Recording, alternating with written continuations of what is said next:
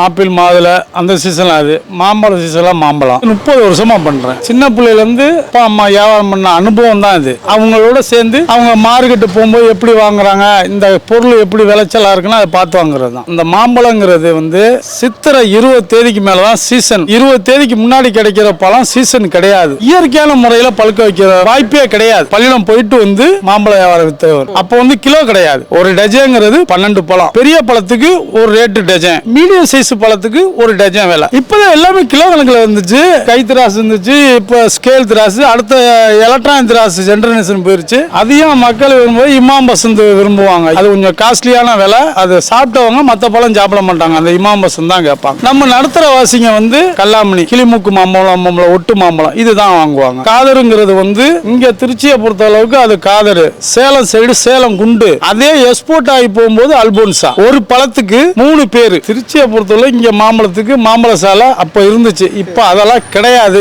எல்லாம் பிளாட்டு அபார்ட்மெண்டா ஆயிருச்சு. அது கோவப்படுற கிராக்கி வரும், குணமா பேசுற கிராக்கி வரும். எல்லாத்துக்கும் பொறுமை வேணும். இந்த 30 ஆண்டு காலமா இதுலயே தான் இருக்கேன். எந்த குறையும் இல்லாம குடும்பம் ஓடிட்டு இருக்கு. அவ்வளவு.